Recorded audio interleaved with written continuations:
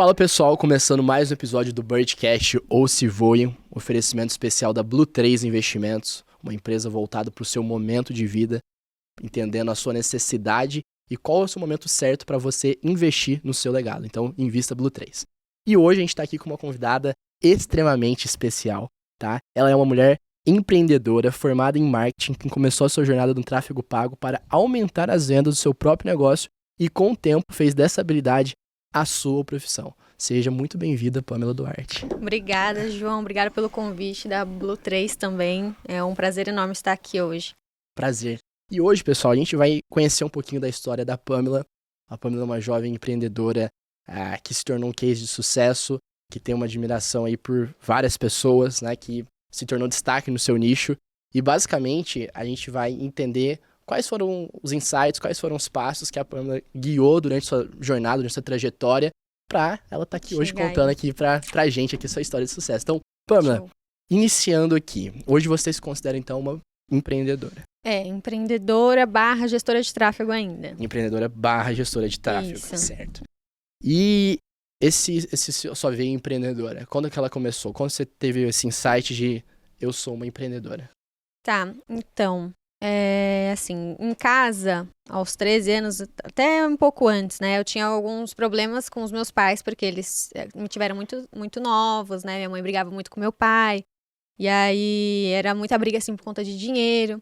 E aí teve um belo dia que eu tava bem irritada lá com os meus pais, aí eu virei pro meu pai, briguei com ele, e falei que não precisava mais dele, né? Falei assim, então tá bom, já que você não quer me pagar meu dinheiro, pagar assim a pensão na Sim. época, né?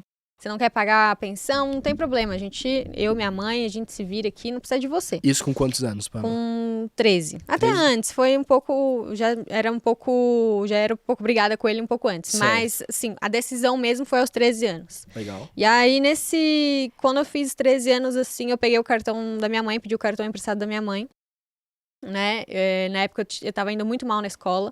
Eu sempre fui muito mal, eu era revoltada com a escola também, não queria estudar Não gostava e tudo do mais. sistema Não gostava clássico do sistema. escolar. E aí, minha mãe tinha me mudado, né, de escola pra ver se aquilo ia me castigar. Melhorar ou não? Dar um empurrãozinho ali. E assim, nessa de mudar de escola, meio que eu pensei assim, meu pai não tá me dando dinheiro, mudei de escola, tipo, não conheço ninguém, não tenho nenhum amigo aqui, agora é a hora de eu me reinventar e fazer alguma coisa por mim. Foi quando eu peguei o cartão da minha mãe, pedi o cartão da minha mãe e falei assim, mãe, vamos ali numa loja de confeitaria que eu quero comprar algumas coisas pra fazer doce em casa e vender na escola. Aí ela foi, me emprestou o cartão dela, aí eu fui na loja de confeitaria, comprei várias forminhas, ingrediente, eu vou fazer brigadeiro, vou vender na escola. Aí eu comprei tudo isso daí, deu uns R$160.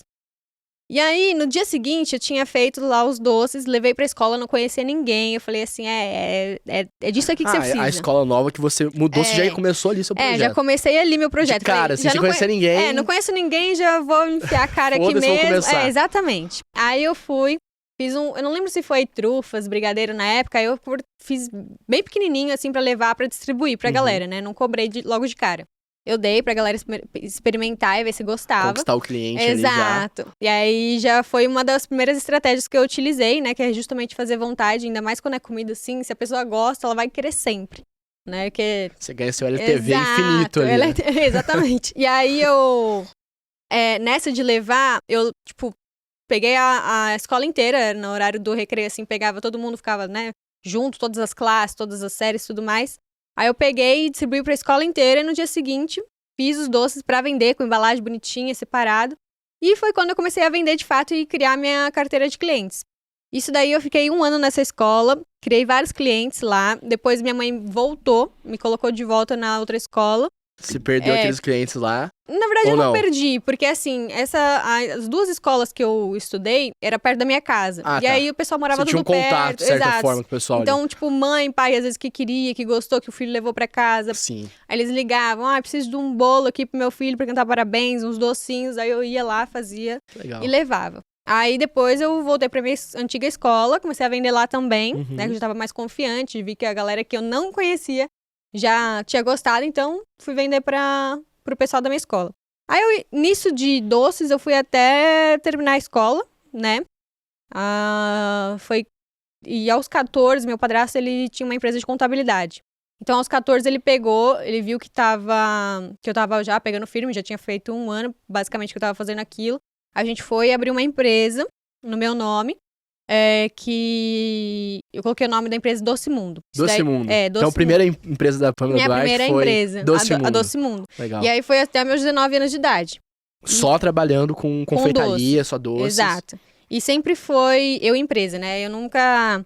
Como eu era muito nova, eu não sabia de como expandir, não tinha procurado conhecimento. Eu sempre quis fazer tudo sozinha, tipo, contabilidade. Às vezes eu perguntava pro meu padrasto, ele me ajudava, mas sempre... Você que era da gestão, você que era da administração, exato, do marketing, tudo. E aí uma vez eu até fui inventar de colocar minha mãe lá, não deu muito certo, como... Família, misturou, pô, não aí funciona. Eu falei, putz, vou fazer esse trem aqui sozinha. E aos 16, foi quando eu comecei a estudar anúncio, né, de fato. Na verdade, eu não comecei a estudar. Surgiu lá... Chegou até você... Chegou porque, assim, era numa época de Páscoa. E naquele ano tinha lançado o botão impulsionar. De postagem. No Insta? Não, era a página ainda do Facebook. Do Facebook ainda. Era. E aí, eu fui. A minha página no Facebook já tinha uns clientes lá, já tinha uns seguidores. E as minhas postagens lá dos doces já tava indo bem. Aí teve um dia na Páscoa lá que eu fiz um ovo de Páscoa. Que era aquele de Kinder Bueno, que derrete a Nutella e tudo mais. Nossa. Aí, no orgânico, aquilo lá Fiquem já com tinha... vontade aqui. no orgânico, aquilo ali já tinha dado muito bom. Eu falei, vou testar aqui. É o famoso porn food, né? Exato. Aí eu fui testar e coloquei R$50 nesse anúncio. Só pro pessoal ali da minha região. Então, eu fiz um anúncio de geolocalização. E só te interrompendo, qual que era a cidade? São Paulo. São Paulo aqui mesmo. Em São Paulo, Tá. na Zona Norte. Zona Norte. E aí, eu tinha feito ali a minha região. Tinha pego um raio de 5 quilômetros, eu acho, no máximo. E... coloquei R$50. E naquela Páscoa ali, eu vendi, tipo... eu fiz 8 mil de faturamento. Então, assim, era coisa assim, de R$60 um ovo de Páscoa. Então, sei lá, faz as contas, eu não sei, de cabeça. Mas, né, foi muito ovo de Páscoa pra eu fazer sozinha. E aí, foi quando eu comecei a pegar um ranço de fazer doce. Isso foi quando eu tinha 16 anos, na minha Páscoa, assim, que foi uma demanda muito alta, você ficou estressado. 15 dias sem dormir, pô, fazendo doce pra entregar, puta Forma pressão. de ovo. Exato. E aí, tipo, a partir daquele momento ali, eu já comecei a desgostar meio que dos doces, mas ainda tinha que fazer, né? Fui até os meus 19 anos, quando os meus pais, na verdade, meu padrasto, que tinha empresa de contabilidade, ele quebrou, né? Quebrou com o sócio dele. E aí eles tiveram que morar na praia. Só que na época eu namorava, já tinha meus clientes. E aí eu não queria sair de São Paulo pra ir morar na praia. Já tinha eu ia perder sua tudo. vida ali em São Paulo. Exato. E aí eu fui morar na casa da minha avó. Só que indo morar na casa da minha avó, eu tinha uns 18 anos. Indo morar na casa da minha avó, eu não tinha infraestrutura. E eu não podia fazer os doces porque ela não deixava, porque ia sujar e tudo mais. Era a casa dela. Casa de vó, não... Exato. Aí eu falei, pô, fechei a empresa, não vou fazer mais nada da minha vida, eu tinha acabado a escola também, eu tinha que arrumar o que eu ia fazer da minha vida, tipo, se eu ia fazer faculdade, se eu ia arrumar emprego. E essa transição foi nos 18 anos aí? Foi. Na época dos 18. Eu terminei a escola, ainda fiquei um tempo ali sem ir pra faculdade nem nada, ainda tava nesse processo aí da casa da minha avó e tudo mais. E quando eu fui pra casa da minha avó, eu entrei em depressão, porque eu fechei a Doce Mundo. Não sabia o que ia fazer da minha vida, não queria fazer faculdade. Na época também, meu namorado, a gente tinha uma vida, assim, muito um contraste, né? Ele tinha uma família que era bem de vida, a minha já não era. Ele estava estudando para a faculdade da USP, eu não queria estudar. Então, era, assim, uma oscilação realidade assim, diferente. Bem realidade diferente. Aí foi quando as coisas começaram a dar uma batida ali na bunda de fato. E nessa época, eu comecei a pensar, né? Tá, o que eu vou fazer da minha vida? Já que eu não posso fazer os doces, eu tenho que dar um jeito. Preciso ter uma decisão Tem aqui. que ter, E aí eu comecei a ir por... Eliminatória? Eliminatória. Tipo, não vou fazer gastronomia porque eu não quero trabalhar em restaurante, ficar estressada, igual eu fico aqui com os doces e tudo mais. Eu falei, não vou fazer isso. Tá, então eu vou pro lado do marketing, que eu gosto de fazer as coisas lá da página do Facebook. Eu posso aprender isso daqui. E vou criar uma loja online. Na minha cabeça, eu ia criar uma loja online e ia super dar certo. Só que eu não tinha conhecimento suficiente. Então, eu pensei assim, vou arrumar um emprego em uma agência de publicidade. Na época, eu queria ou uma agência que cuidasse só de e-commerce, ou só de marketing digital. Pra pegar experiência e entender o mercado. Exato. Porque eu queria, eu não queria ficar parada, e outra que eu queria aprender pra aplicar no meu negócio. Eu nunca quis, não, vou trabalhar como CLT, porque essa é a minha Trabalhar vida. pro outro. Não, eu sempre quis trabalhar em uma empresa que eu conseguisse aprender. E que fosse sua. Pra aprender, pra aplicar na minha. Ah, tá, entendi. Então Isso. é meio que trabalhar um tempo na empresa do outro pra pra você aprender colher de fato. experiência pra depois Isso. você utilizar no seu negócio. Cara, isso é uma estratégia que vários empreendedores bem-sucedidos utilizaram. Né? E é o que eu falo, né? O pessoal pergunta assim muito, por onde começar? Cara, se puder ir trabalhar na empresa, onde tem equipe, onde tem muitas pessoas para você colher, né, experiência, principalmente colocar em prática tudo que você estuda, é o melhor caminho. De vez você, sei lá, começar estudando e aplicar, às vezes, para o seu negócio ou para um cliente que você vai usar o investimento dele, eu acho mais complexo. Então, né? Você preferiu quebrar ali o ciclo, né? Que o pessoal vai fazer uma faculdade, depois fazer um estágio, depois fazer um trainee, aí eu vou entrar numa empresa. Não, eu já queria entrar para aprender e já fazer sair. Acontecer agora. Exato. Esqueça o ciclo. E aí foi quando eu arrumei um estágio, aí eu tive que entrar na faculdade de marketing, eu fiz marketing. Você fez marketing. Me graduei em marketing, e aí eu entrei numa agência, que na época ela estava saindo de uma programação de site para marketing digital. Eles também estavam meio que começando ali no marketing digital. Falei, tá, eles já manjam de site, é um negócio que eu posso aprender, posso tirar alguns insights ali e, né, aplicar para mim. Então eu vou entrar ali mesmo. Aí foi quando eu entrei e aí começou a minha vida no marketing digital de fato. Aí eu migrei 100% pro marketing e comecei a aprender. Isso daí foi coisa assim de 1 ano, porque foi muito rápido. Tu continuou fazendo a faculdade em paralelo. Em paralelo ali. Isso. No começo eu entrei como presencial e depois... Porque assim, eu entrei como estagiária, né? Nessa agência. Entendi. Só que em 1 ano, eu fui de estagiária para gerente de mídia, cuidando de 7 pessoas. Caramba. E aí eu tive que... foi uma mudança, assim, gritante. Exigência, prioridade, aí tempo. Aí eu tive que mudar de presencial para EAD. E tudo bem, porque marketing, faculdade, gente, na época não falavam nada de marketing digital, não sabiam nem o que era isso. Falava do marketing do Cotter Keller, que você... leu o livro lá... Viu a propaganda do McDonald's de 1970 Exato. E aplica na... Era isso a faculdade. Nossa, se me perguntar o que eu aprendi na faculdade, eu não lembro. É ridículo. Eu fiz 1 ano de administração. Pretendo voltar em administração, só que, tipo assim, tudo que eu aprendi em administração era de 30 anos atrás, que não já utiliza mais na gestão de nenhuma empresa, nenhuma startup, mas tem uma gestão tão engessada, né? Mas continuando a tua história. E aí... Você foi pra gerente, isso, conciliando porque, assim, a faculdade. Nessa época... Migrou 100% pro marketing. Nessa época, como eu tinha entrado em depressão e tudo mais, eu tava meio que... Tá, eu tenho que fazer esse negócio acontecer. Porque já que eu não tenho mais a minha empresa, eu tenho que fazer isso acontecer. E aí, ao mesmo tempo, eu não tinha os meus pais, eu morava na casa da minha avó. Foi quando eu pensei assim, eu vou dar minha vida por isso daqui. E aí, ao mesmo tempo, eu morava num lugar, na casa da minha avó, num lugar perigoso, né? Porque eu tinha que sair cedo, e minha avó é uma senhora de idade, ela não podia me levar até o ponto de ônibus. Tu ia sozinha? Eu ia sozinha, e aí, por sorte, a minha tia também trabalha, ela mora com a minha avó. E aí eu podia, porque ela tinha um carro e ela ia até o emprego dela de carro. Então, o horário que ela saía, porque assim, a gente morava na Zona Norte e o emprego dela era na Zona Sul. Ela levava coisa de 2 horas de carro. Virava a cidade. E aí ela tinha que sair muito cedo. Então, eu tinha que acordar muito cedo com ela para ela me deixar ali no ponto de ônibus. E aí, o que eu fazia? Acordava 4h30 da manhã. 4h30 da manhã, ia lá, me arrumava. Ela me deixava no ponto de ônibus umas 5 horas da manhã. Aí eu pegava o ônibus até a agência ali onde eu trabalhava. Lá só abria às 7 da manhã.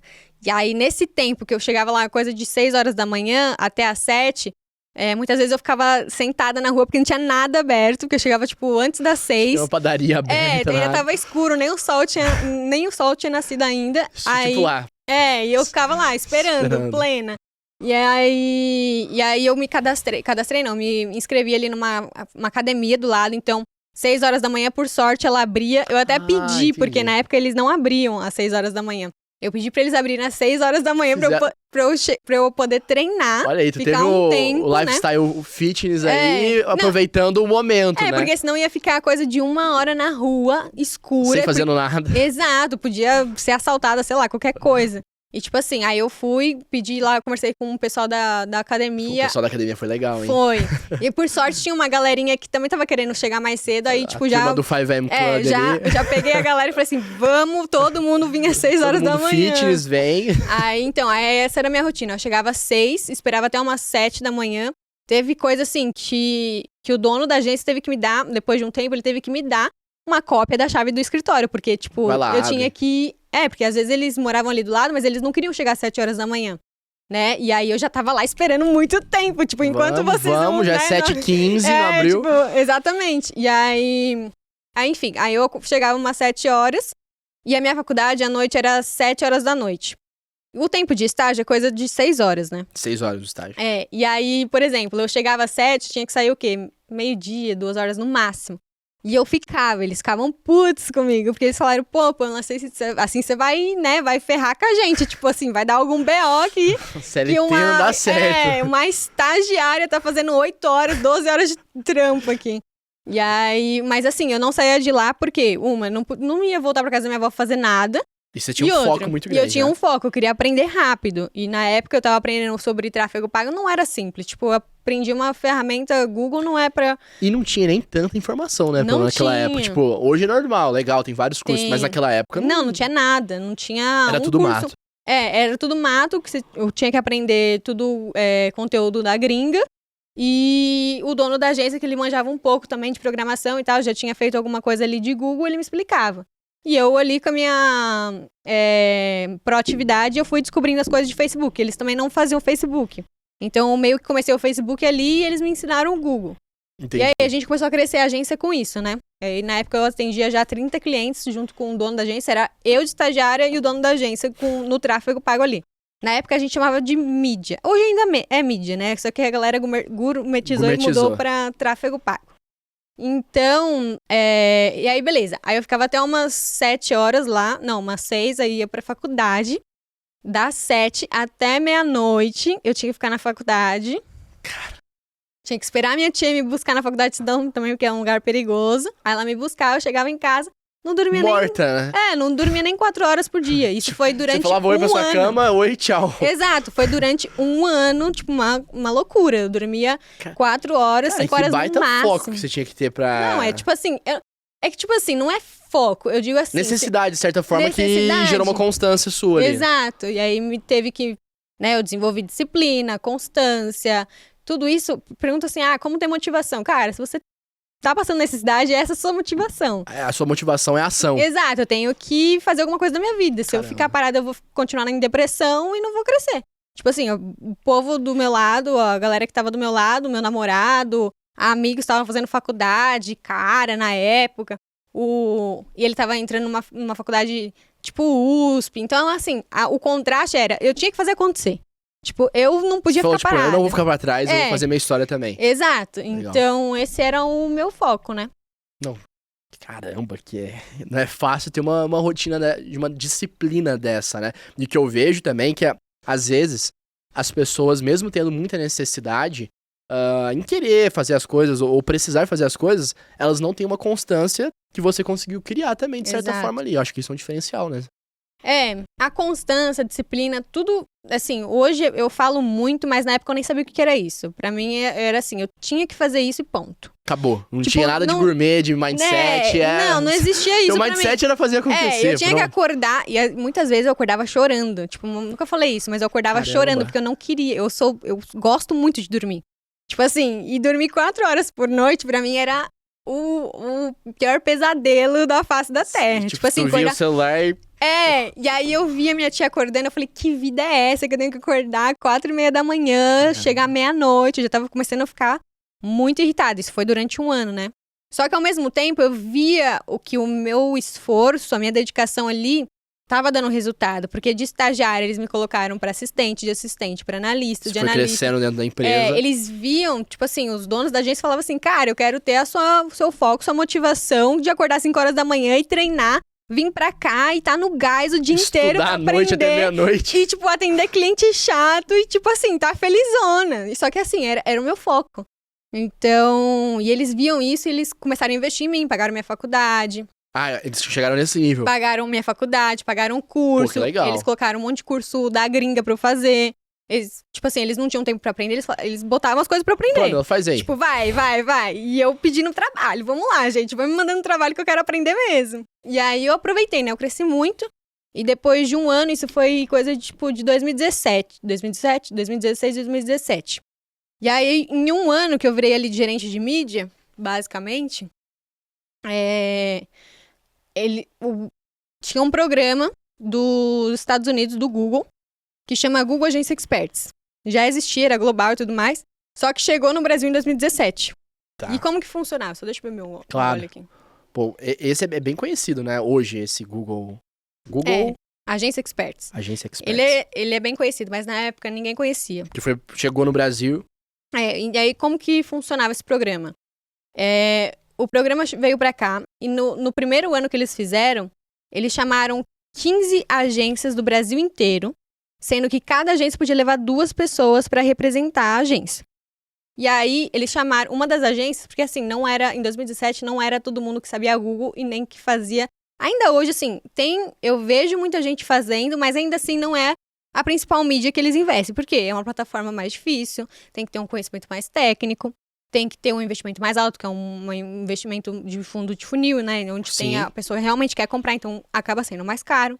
E na época, uma das agências que eu tava, em 2017, era uma das agências que mais investia em Google. A gente tinha... Era tipo Destaque Brasil.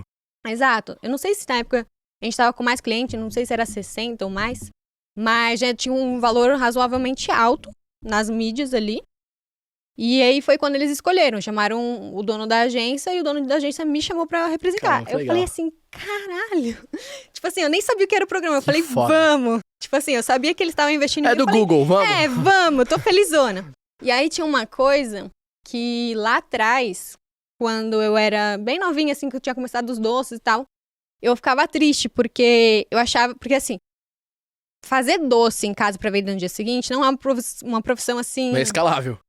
Também, mas pra mim, na minha visão, eu via essa profissão, tipo assim, Provisória. Você enxergava ela como uma profissão provisória que não fosse algo... eu via como se fosse assim, a imagem que passava na minha cabeça, quem é que faz doce? Aquelas tiazinhas que faz doce em casa, coloca a barriga no fogão, não sai dali e vende, tipo, no farol. Eu falei assim, cara, essa não é uma profissão que eu acho bonita de ver. Tipo assim, porra, ela era uma puta de uma profissão. Eu fui até os 19 anos, Sim. só que na minha cabeça eu não achava. Você não se via, você não se encaixava nela. E eu pensava assim, o meu maior sonho hoje é que eu possa trabalhar na Faria Lima, de terninho. No Condado, Faria Lima, porque assim, eu sempre morei, minha vida inteira morei na Zona Norte. E vim pra Zona Sul era coisa né? era coisa assim, da elite, entendeu? Que JK. Às vezes que eu ia pra Zona Sul, eu já achava que eu tava em outro país. Tipo assim, na Suíça. Mas... E aí era meu sonho de vida. Tipo assim, eu vou trabalhar na Faria Lima. Eu ficava com isso na cabeça. Eu ainda vou trabalhar na Faria Lima de terninho e tazo, isso é importante. E eu nunca pensei na minha vida que eu ia trabalhar no Google. Tipo... Nunca. Nunca nem se passou no seu maior sonho, tipo, Exato, no Google. Exato. E aí, quando eles me chamaram pro programa, eu falei, cara, meu sonho está se realizando e eu não tô sabendo lidar. Mas foi muito legal. Que legal. E aí, por exemplo, aí o pessoal te chamou, foi você, o dono da agência. Foi eu e o dono da agência. Foi aqui no Brasil ou foi fora? Foi aqui no Brasil e era no escritório da Faria Lima. Aqui E aí, vinha gente de outros estados pra participar desse programa. Então, se tornou realidade você tá aqui na Faria Lima e... Sim. E foi durante quanto tempo esse... Foi 2 anos. 2 anos? O primeiro ano tinha encontros, assim, coisa de 1 mês... tinha um encontro, que começou assim, devagarzinho. Relativamente. Pra testar, conhecer a galera. E aí deu tão certo, né? Porque assim, o que era o programa? Tinham vários engenheiros técnicos do Google, uma galera que pegava um conteúdo assim bem denso, tipo, a gente vai falar sobre Smart Bidding, Machine Learning, coisa assim que quem falava na época, tipo, coisa assim do futuro, como assim, Machine Learning, o que é isso? Futuro. Cara, eu escutava aquela palavra e falava assim, cara, que é isso? Que caralho é esse que vocês estão falando, que eu não sei o que vocês estão... E aí demorou muito até pra eu começar a entender o que eles estavam pegando e tal. É que na época ainda a gente fazia tudo manualmente, não existia lance automático. E aí... E vocês tinham um projeto pra guiar, assim, dentro lá? Aí eles ensinavam, né? Tinha vários tópicos lá de assuntos bem densos, assim, que realmente é pra quem é expert no assunto mesmo. Uhum. E aí era nesse programa, durante um ano, eles faziam todo um planejamento de conteúdo, eles soltavam alguns betas pra gente do que eles estavam... Eles chamam de produto as campanhas, né? Porque, tem produto de campanha de pesquisa, e um outro produto é uma campanha de shopping, eles chamam de produto. De produto. E aí eles soltavam uns betas de produtos. Então, tipo assim, a gente vai lançar uma campanha aqui de Smart Bidding só pra vocês testarem. E aí, tipo, só as 15 agências que estavam no programa tinha esse acesso. Aí a gente testava justamente porque eles pra queriam... validar. Pra validar. E aí a gente era meio que os ratinhos de laboratório deles. A cobaia deles era vocês. E a gente adorava, né? Que Porque, bom, tipo né? assim, muito exclusivo, né? Ninguém fazia e a gente testava e muitas vezes dava certo, muitas vezes dava errado. Show. E era isso. E aí tu ficou 2 anos lá, legal, pegou, acredito, uma bagagem, uma experiência surreal, incrível. E aí depois disso, o que... Então, nesse programa, 2 coisas aconteceram. Também, eu não sabia o que era networking, eu descobri depois de que eu saí do programa até. Porque assim, eu não sabia o que eu estava fazendo ali era network. Porque na época tinha 15 agências grandes, né? Só profissional foda, né? Galera sênior que fazia as cara com 70 MBAs ali, diferente. Não, tipo assim, bizarro. E aí, dono de agência também. Sim. Então, eu peguei a nata de São Paulo, a galera que investia pra caramba. E que era você conseguiu entrar do lado dos grandões ali. Tipo assim, lidando ali com maior tranquilidade, eu nem... tranquilo. Foi quando eu tive esse primeiro acesso. E nesse primeiro momento, eu já era meio blogueirinha na época, né? Tu curtia Insta, influencer? Eu já postava foto, marcava as hashtags, fazia stories. E aí, com o passar do tempo, lá tinha muita dinâmica, né? Tipo assim, vou fazer os jogos aqui. Quem for a pessoa mais não dedicada, mas que prestou atenção em tudo e que tem as respostas na ponta... Eu tinha um nome disso, como é que é o nome do jogo? É Hackathon? Não é. Hackathon? Hackathon, acho que é isso. Hackathon. E aí eles faziam, assim, uma dinâmica no final dos eventos, né? Que era, tipo assim, um dia inteiro denso de conteúdo. E fazia esse hackathon. E aí, tipo assim, vamos supor, tinha as 30 pessoas participando. E aí eles tinham um pódio, né? Tipo assim, as pessoas que acertaram de 50 perguntas, acertaram 49 em menos tempo, ficavam em primeiro. E aí, muitas vezes, eu ganhava. Você ficava no pódio. Eu ficava, tipo, em primeiro. Eu tenho foto, assim, tipo, que eu ganhava esses negócios. Toda vez no pódio. Porque eu era, tipo, pauleira. Tipo assim, eu era competitiva porque eu queria aprender e queria fazer uma parada top. Você sempre teve esse caráter de ser competitiva? É que assim, ou você desenvolveu isso? Eu desenvolvi. Você desenvolveu? Porque assim, ao mesmo tempo que eu queria aprender, eu também queria ser melhor ali por todo mundo. Eu queria ser validada. Legal. E aí, o que eu fazia? Eu ia lá, estudava pra caramba.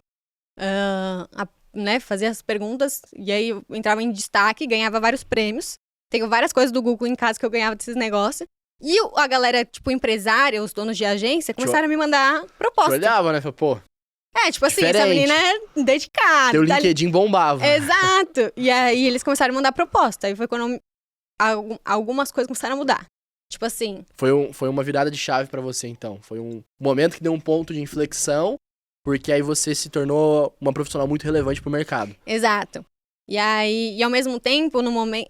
a agência que eu tava ainda estava crescendo. Uhum. Então eles não podiam me valorizar assim absurdamente como o mercado já estava me valorizando. Porque também eles não tinham um naipe pra sustentar isso. Exatamente. E aí, na época, eu queria, tipo, aprender mais e pegar cliente mais foda. Foi quando eu recebi uma proposta de uma das agências que estava no programa. Né, eles me acharam... Te viram lá dentro ali. E aí me acharam pelas hashtags do Instagram, falaram, preciso conversar com você. Proposta. Aí eu falei, putz. Na mesa, senta aí. E aí já tava num momento delicado ali que eu queria ser valorizada dentro da empresa. Aí eu cheguei com uma proposta pro pessoal da agência e falei assim, olha, recebi uma proposta assim. X. Tipo assim, eu tinha na época, eu tava com 100 clientes, gerenciando 100 clientes, tinha 7 pessoas ali abaixo de mim, pra gerenciar esses 100 clientes. E eu ganhava valor X, aí, só que esses 100 clientes era tipo PME. No máximo, assim, de investimento eram uns 10 mil reais, 20 mil reais na época de mensal. E a proposta que essa outra agência me veio era tipo assim, eu vou cuidar de no máximo 7 clientes, só que cada um desses clientes, o investimento por mês era R$1 milhão. Eu falei, puta que pariu. Mudou total agora. Eu preciso disso. Eu gostava de um desafio. Eu falei, eu preciso disso. Campanha de 1 milha. Exato. E aí eles, tipo, pagando super bem. Eu falei, olha. Aí eu conversei com a galera lá. Eu gosto muito de vocês. Mas. Não, mas olha isso. Eu não consegui largar eles. Mesmo com uma proposta, tipo, super surreal na mesa. Exato. Mas aí o que eu fiz? Eu conversei com a galera da agência. Eu falei, olha.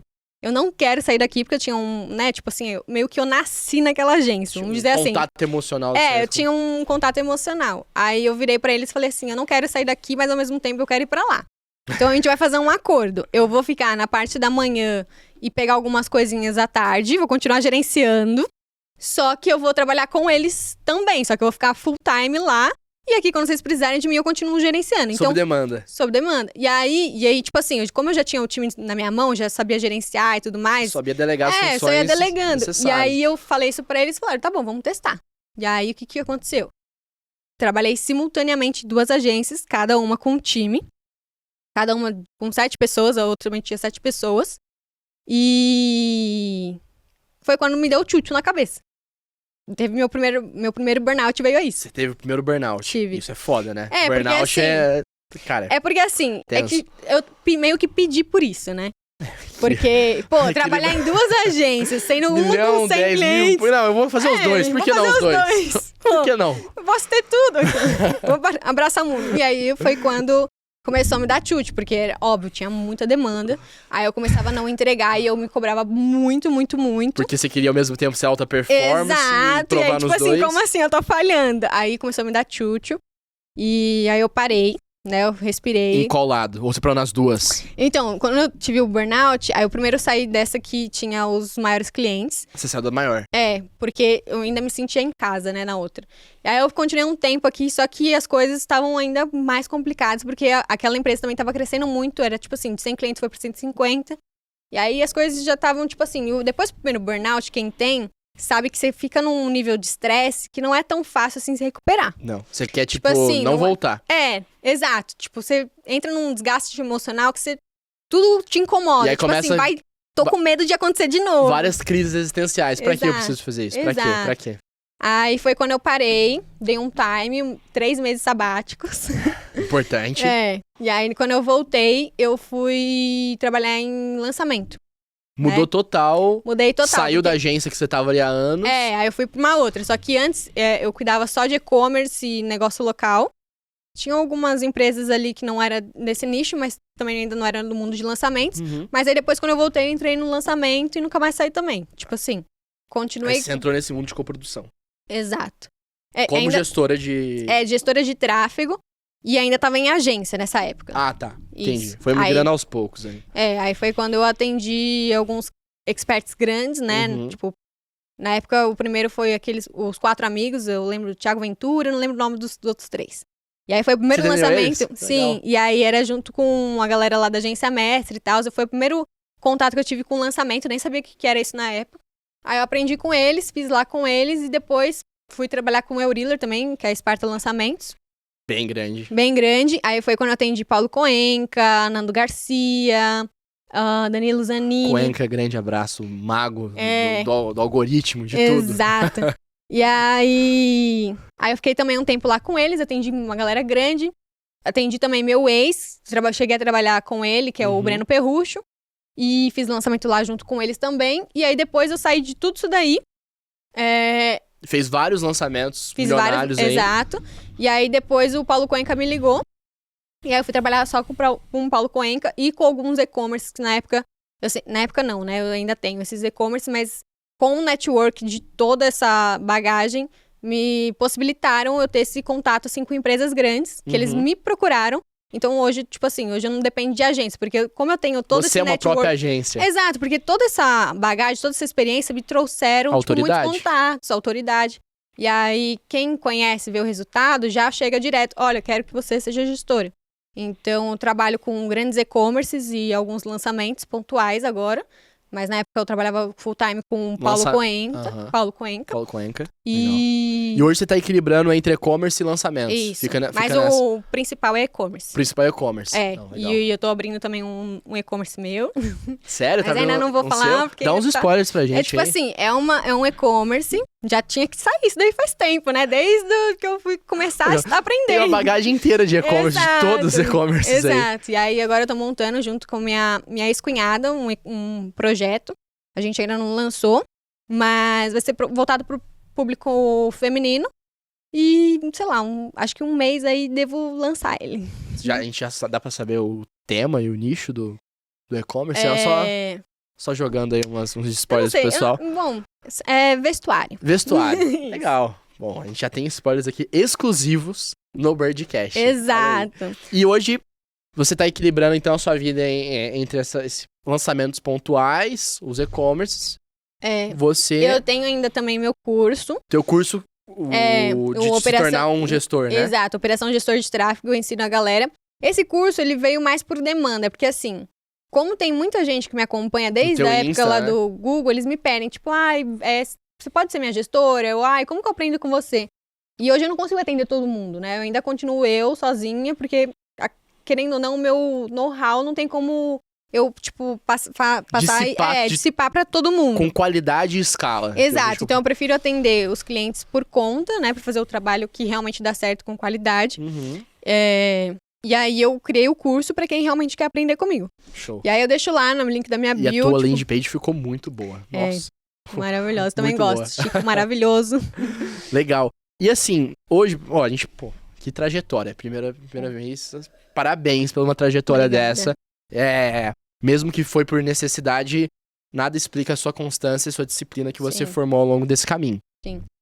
E hoje, Pamela, assim, você tem mais de 100 mil seguidores Sim. no Insta, muita gente te acompanha a tua rotina, Sim. sempre corrida, sempre em vários países, muito chique.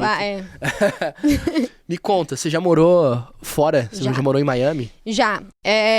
Já morei em Miami em 2019. Primeira vez que deu o burnout, eu larguei tudo, fui pra lá. Foi pra lá que você passou seus Foi, 3 porque- meses sabáticos. Exato. Porque assim, eu nunca tinha ido pra fora do país. Não, eu tinha feito uma viagem pro Chile, mas eu não contava muito, porque Chile é do lado do Brasil, tipo assim. E América Latina não vale. a gente não vale. Mas a primeira vez que eu saí, fui pros Estados Unidos, foi muito marcante. E foi, óbvio, foi depois de um burnout. E nessa época, minha prima tinha ido fazer intercâmbio. E aí ela tava me falando, contando todas as experiências dela, que os Estados Unidos era maravilhoso, e que isso, que aquilo. Eu falei, nossa, tenho que conhecer então esses Estados Unidos aí. Preciso ver como que é isso. E eu já tinha ganhado também uma grana. Nessa época eu também já tinha dado entrada no meu apartamento. Foi aos 19 que eu dei entrada no apartamento. Então- e ainda tava pra sair. Então você comprou teu apartamento com 19 anos. Comprei. Caramba. Na transição ali dos doces até o meu primeiro ano ali de agência, eu consegui dar entrada no meu apartamento. E acho que eu não falei isso daqui, mas tipo, aos 13 anos de idade, quando teve a briga com meu pai, eu também brigava muito com a minha mãe, porque eles eram muito novos, obviamente. E aí eu sempre tive muita ânsia, muita vontade de sair de casa. E, Cedo também, fazer sua história. tipo assim, eu coloquei que eu ia ser responsável por tudo, eu não queria depender dos meus pais pra nada, não queria morar na casa deles. Então foi tudo muito. Casou, né?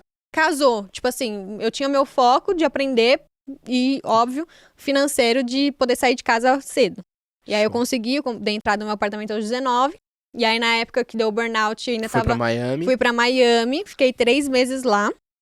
E aí quando eu voltei, foi na época que deu. Entregaram as chaves, aí eu vim morar sozinha pra cá, aqui em São Paulo. Que legal. E deixa eu ver.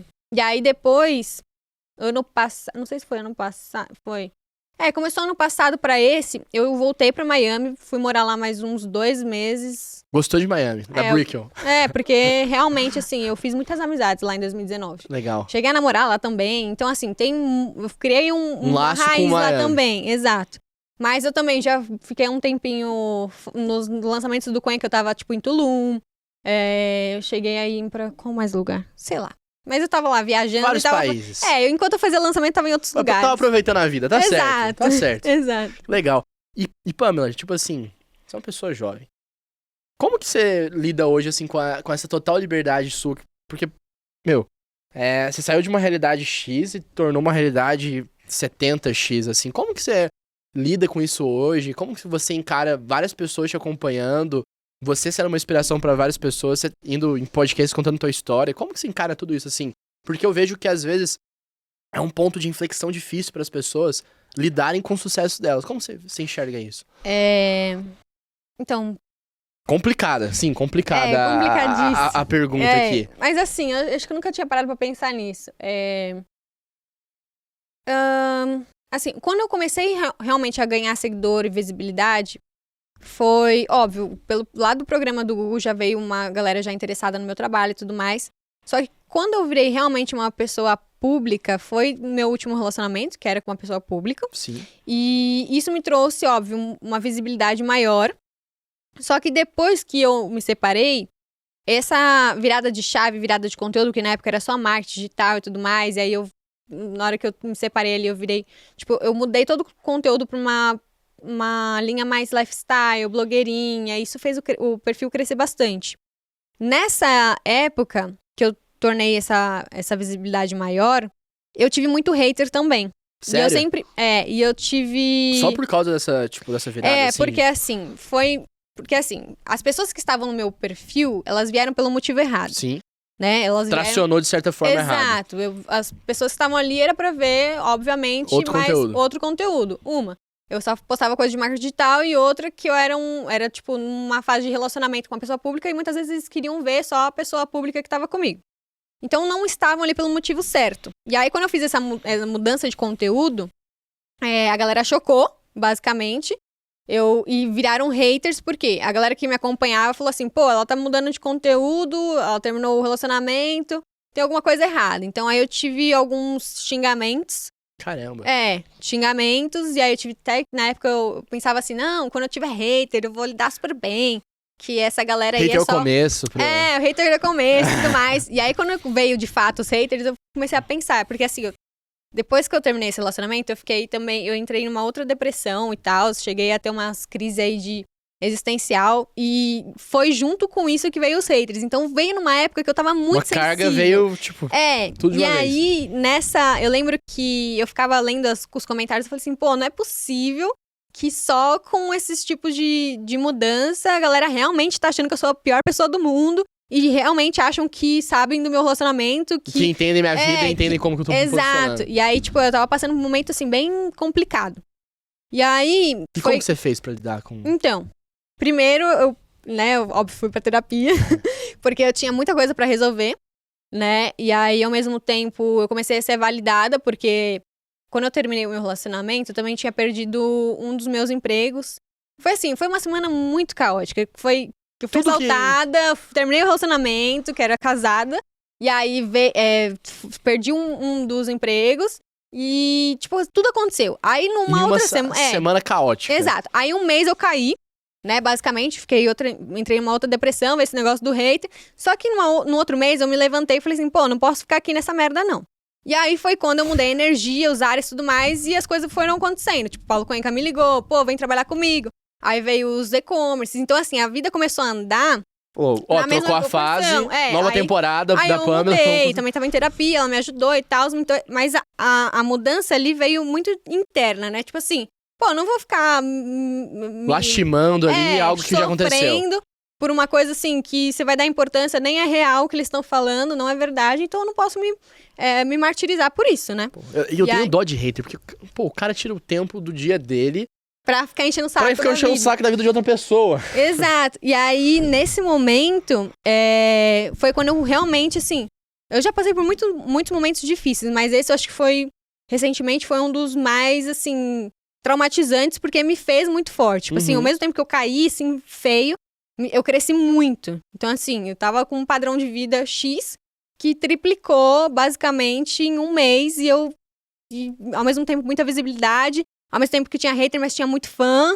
Tipo, muita gente do meu lado. E o perfil crescendo, isso e aquilo. E muita informação de uma vez só. Proposta aparecendo. Aí, tipo assim, as coisas foram mudando muito rápido. Que legal. Então, Isso foi no 2020. Ano passado. Ano passado, final do ano. Tipo, setembro. Setembro. E aí, as coisas foram acontecendo. Foi uma coisa atrás da outra. Então, E aí, esse negócio de, tipo, as pessoas me reconhecerem ainda não... Não caiu a ficha Não cai ainda. a ficha, porque assim, às vezes a pessoa me para, tipo, eu tava num evento esses dias aí, eu te sigo no Instagram, e saiu andando. Eu falei, tá, tipo assim, mas me segue. Oi, tudo bem? E aí eu tava até conversando com um amigo meu, eu falei assim, cara, é porque assim, eu ando muito de cara fechada na rua, né? Talvez se eu sorrisse um pouquinho mais, porque assim, eu tenho medo de dar muita abertura pra pessoa, porque vem umas pessoas muito folgadas falar comigo. Até no Instagram e tudo mais, eu... Só até... sorrir. Aí eu não... Eu curto pra caramba teus stories das suas respostas, né? Porque assim, se eu der muito contato visual, dar muita abertura... Tipo, os caras aleatórios. Se eu começo a responder muito, a pessoa cria tanta intimidade que ela acha que pode ter liberdade. Acha que tem liberdade pra falar o que quiser. E aí eu ando de cara fechada, não respondo muitas coisas, eu até faço umas respostas assim pra ver se a pessoa se toca. E aí eu tava comentando com um amigo meu, cara, se eu sorrisse, se eu desse mais liberdade, talvez as pessoas chegassem e falavam, pô, acompanha seu conteúdo, se eu fosse um pouquinho mais legal. Mas eu tenho medo ainda, porque assim, ao mesmo tempo que eu tive muito hater, eu ainda tenho muito medo da galera ser cruel comigo de alguma forma, né? E a internet tem disso, né? Tem muito. Não pode criticar de todas as maneiras possíveis. Exato. As pessoas criticam. E aí, mas ao mesmo tempo, assim, ainda não caiu a ficha porque acho que é muito pouco, né? Tipo assim, é um gato pingado ali que aparece que fala, pô, ainda acompanha seu conteúdo. Então, não é uma coisa assim que eu vejo Mas é como... algo que eu vejo que você acertou já o seu sentido e sua direção. Sim. Porque é meio que um padrão que eu vejo nas pessoas que... Ou que elas estão construindo algo sólido, ou que já são pessoas bem-sucedidas, elas têm um sentido e direção muito bem alinhado, né? Sim. E eu vejo que você tem um sentido e direção muito bem alinhado com o que você Sim. quer. Tipo, você foca alta performance, você sabe os meios que você precisa fazer pra Sim. atingir isso. Você tem muita clareza, né? Tenho. Eu acho que pela trajetória me fez ter essa clareza, né? Tipo assim, pelos erros que eu cometi, pelas coisas que me fizeram cair, hoje eu entendo isso como meio que o caminho pra ter a minha direção, vamos Legal. dizer assim. E se fosse pra gente pegar algumas habilidades ou características que você viu que, com esses erros que você aprendeu ou pelas experiências que você passou, que te deixaram e te fizeram ser uma pessoa que tem mais resultado, assim. Se a gente fosse listar algumas características, se a gente for pegar 2, 3 características, assim, tu vê que fala, caramba, isso aqui é diferente. As maiores características, eu acredito que foram disciplina, a constância, né, de acordar cedo, acordar 4 horas da manhã, tipo, mesmo chorando, eu fazia o que tinha que ser feito.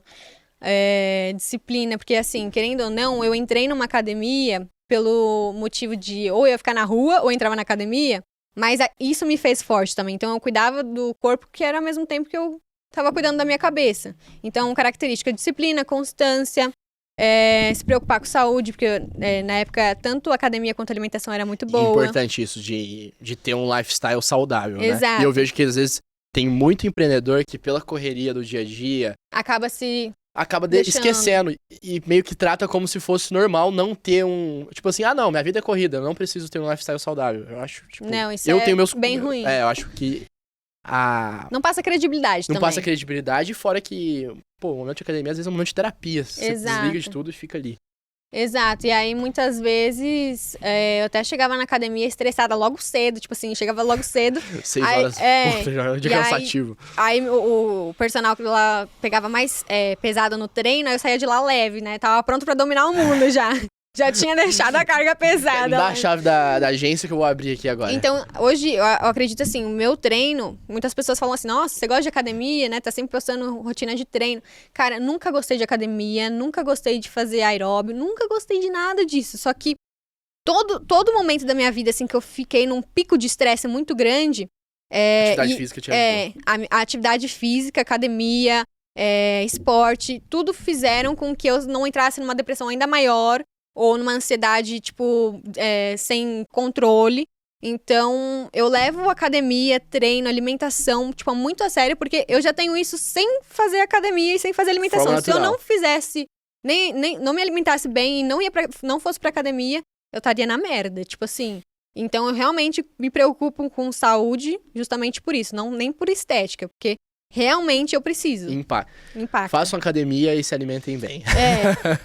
Tem um amigo meu, o Johnny, que é dono da Serac, que ele fala assim, não existe CNPJ forte com o CPF fraco. Então, você tem que cuidar do seu pessoal para você poder cuidar do seu jurídico. Tem aquilo lá que mente forte não ocupa corpo fraco, exato. né? Tem um negócio disso também. Pô. Não, concordo total. E, Pamela, assim, eu vejo também, acompanho o teu Insta, eu vejo muito que você tem um branding pessoal seu muito forte. Você construiu uma marca em cima do seu nome. E, assim, eu vejo que é algo que cada vez mais médicos, empresários, advogados, pessoas de profissões tradicionais estão buscando construir no digital. E eu vejo que você conseguiu construir de uma forma muito, muito natural o seu branding, assim.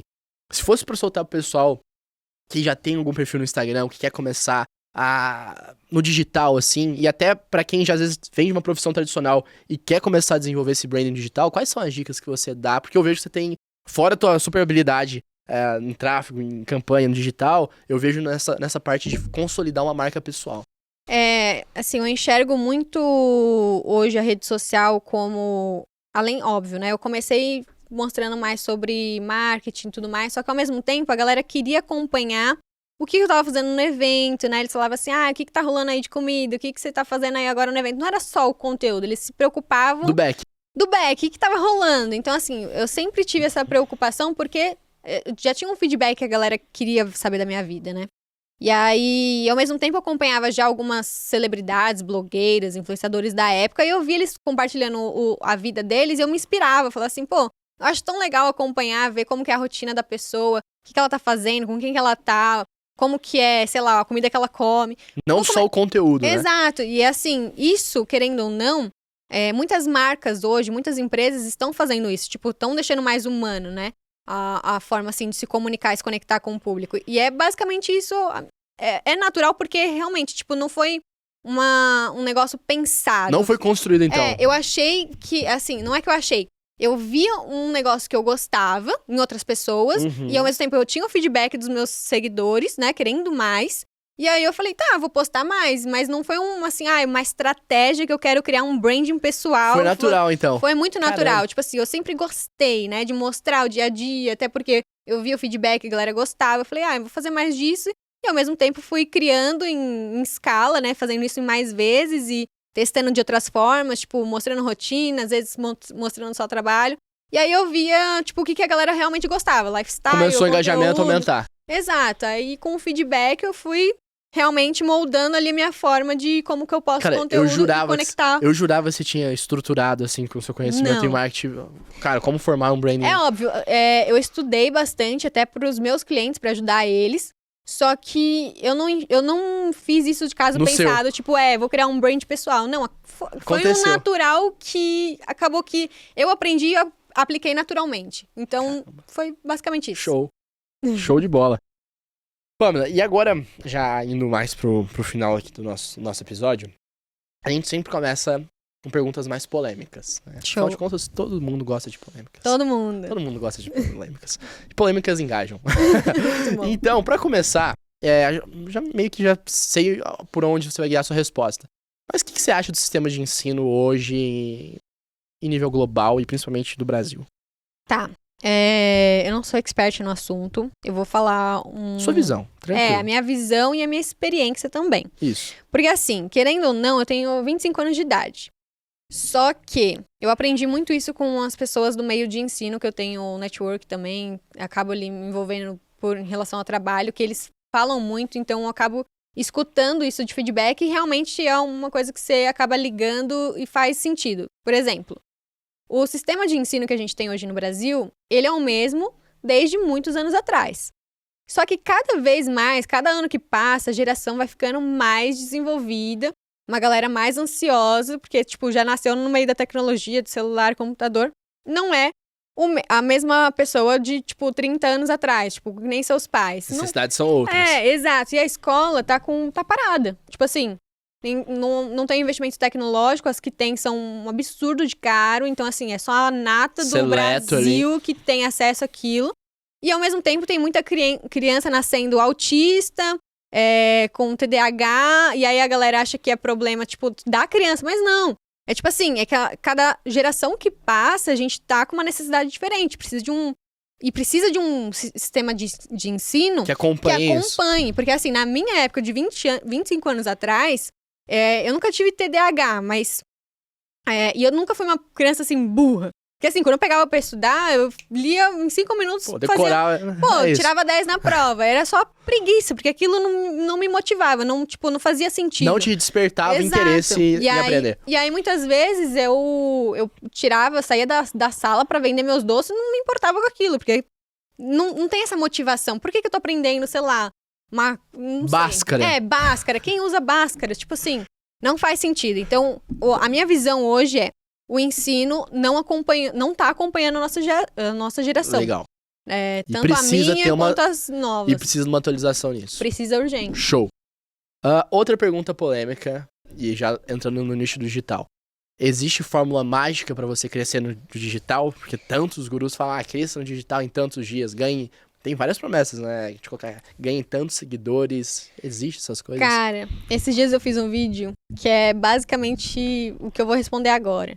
A fórmula mágica, o passo a passo é você acordar cedo, colocar a sua bundinha na cadeira e ali estudar e aplicar. Mas assim, óbvio, existem técnicas hoje, não vou mentir. Tem um passo a passo realmente, mas não é fácil.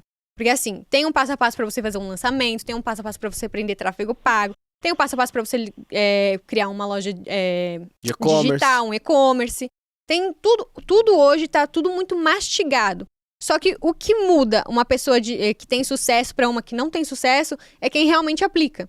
Quem pega aquele conteúdo denso, estuda e aplica. Tipo, 20% estuda, 70% aplica. Porque é em cima da sua aplicação que você vai encontrar os erros, vai reformular e vai fazer o negócio realmente andar. E na base da experimentação, né? Testando, validando, Exato. Testando, validando. Então, se existe uma fórmula mágica, é realmente essa primeira que eu falei. É tipo, você botar sua bundinha ali, estudar e aplicar. Show. E aí, não interessa se você vai pra área de lançamentos, se você vai pra área só de tráfego pago pra você atender vários clientes, ou pro seu negócio, que nem eu comecei.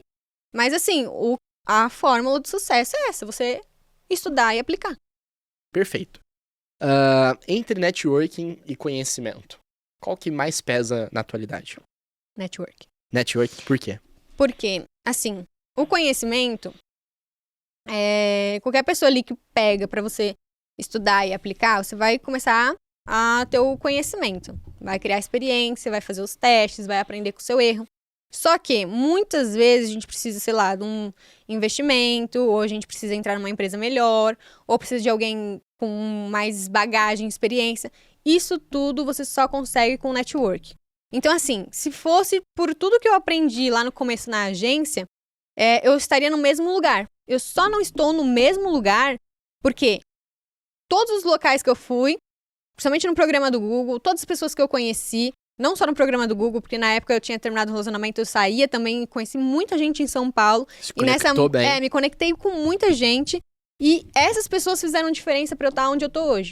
Se não fosse, sei lá, um jantar, um belo dia acordar, foi no jantar ali com uns amigos, eu não ia conhecer o Paulo Coenca. Tipo assim, não ia trabalhar com a pessoa que eu mais admirei em toda a minha vida. E eu não sei você, mas aqui em São Paulo, concentra muito parte desse pessoal do digital e pessoal que tem influência em empresa, enfim, em várias áreas. E eu vejo que às vezes um jantar, alguma ação, qualquer coisa muda ali o caminho e fala, pô, meu novo parceiro. Exato.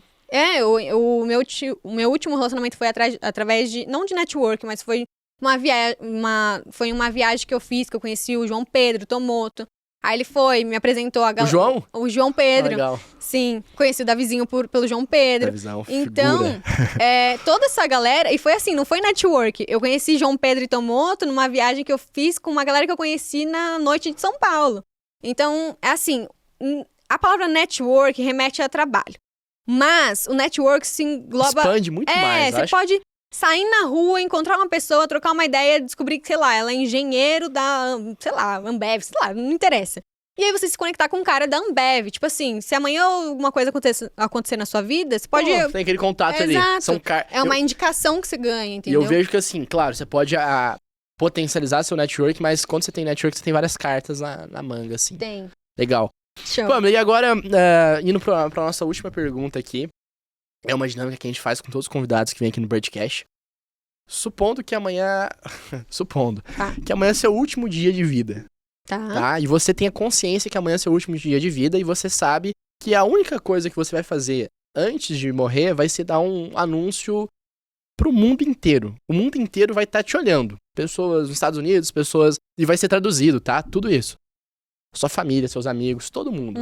Mas você tem que dar uma mensagem pro mundo consciente que depois você nunca mais vai estar ali. Que mensagem você daria? Tá, eu vou pra um lado mais, vamos dizer, espiritual, porque é o que eu tô ultimamente mais estudando e tudo mais. Então, assim, se eu fosse dar uma mensagem, eu diria que tudo está conectado. Então, o nosso universo, os planetas, estrelas, a gente aqui, tá tudo conectado, né? A nossa única missão aqui na Terra é fazer o bem e evoluir. Então, tudo que não for isso, eu diria que não faz sentido a gente perder nosso tempo. Mas o anúncio que eu deixaria é, tipo, praticar o bem, né? Tudo está conectado, se a sua vibração está ruim, reflete em todo o universo, mas isso, gente, é complexo falar em um anúncio, porque é tudo que eu venho estudando nos últimos meses aí. É muita coisa. É muita coisa, mas esse seria o tipo de anúncio.